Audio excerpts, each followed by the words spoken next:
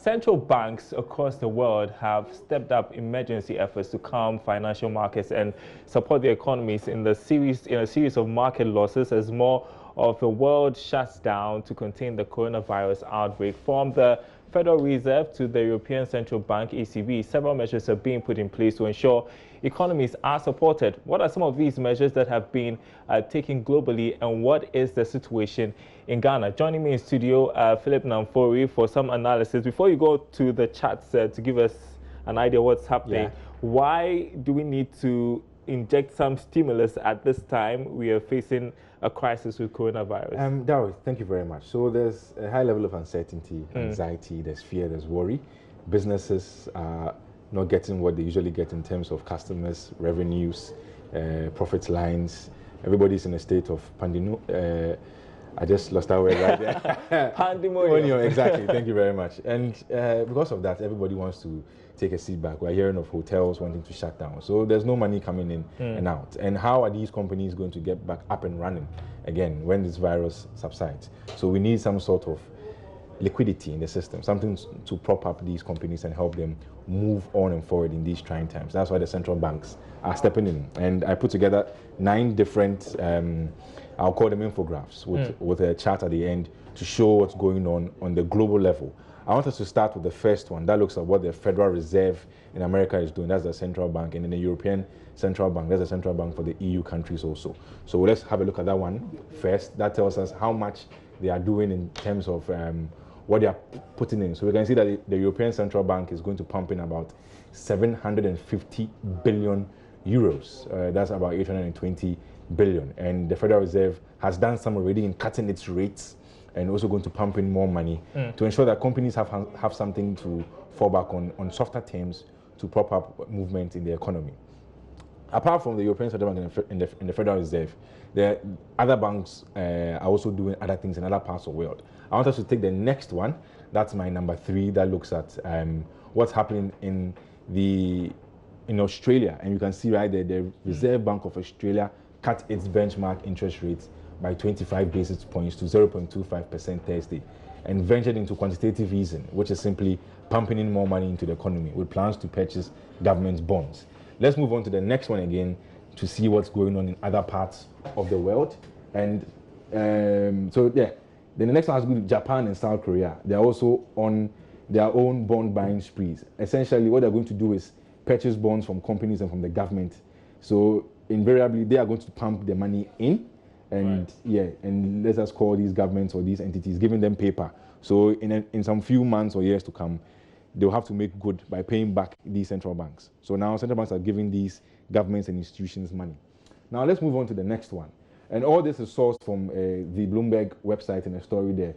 We also have the Philippines, which has also been hit by the coronavirus. Its central bank has also cut its benchmark rates by bigger than usual 50 basis points Thursday, while Indonesia and Taiwan followed with 25 points reductions each. I want us to take the next one. So we've seen the Federal Reserve in the US, we've seen the ECB, we've seen Japan, we've seen Korea, we've seen Philippines, Indonesia.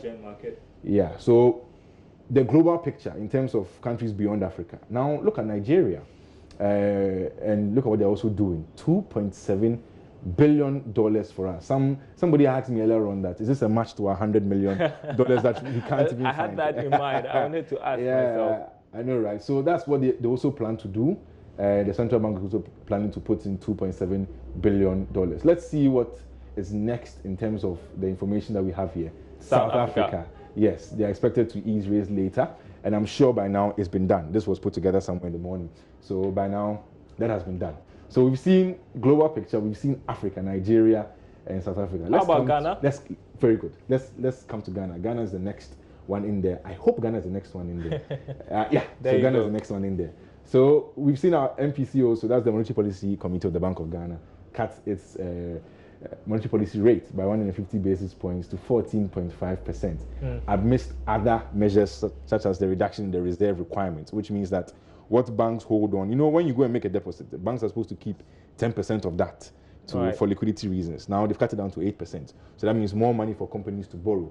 But we are praying that this transmission mechanism, that's the flow from the central banks through the banks to you and I, actually works so that things come into play. But Darryl, I have one important thing. it's a global, let me call it map of what's going. But before you go to a global map, I mean, we've seen a policy rate cut. Do you expect that government will inject some monies into the system? Narrow.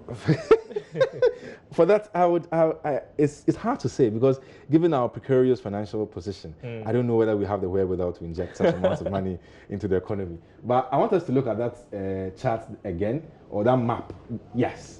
And this shows that this week already, there have been 30 interest rate cuts across the economy, or across the world. Central banks are doing their bit. And if you look at the color coding, the pink ones reflect unscheduled rate cuts. And if you look, Ghana is in there for an unscheduled rate cut, because we are planning to do the MPC from 18th to 20th and come up with a press conference on Monday. And all of a sudden, boom, they came up with their rate cut. And you see it's across the world. Australia has it, some in the Middle East has it, the Asian countries, even in the US, unscheduled rate cuts. So you see the coronavirus is having a very dastardly impact on things in the economy.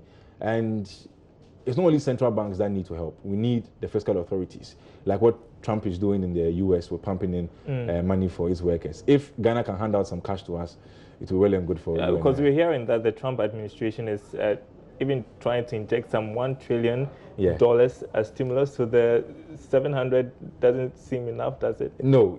So you need a complement of both. You need both the monetary authorities, that are the central banks, and then the fiscal authorities, that's the government's parts, doing its best. But I hope it doesn't get out of hand right here in Ghana, in Africa at large. And there'll be much more on this, the economic impact of this outbreak on PM Express later tonight. Yeah. Just 30 seconds, what to expect? More analysis from top men with regards to both the banking aspects and the economy aspects. So I would urge our viewers and listeners to tune in at 9 p.m. All right, that's at 9 p.m. I'll be watching. Thank you very much indeed, Philip. Now,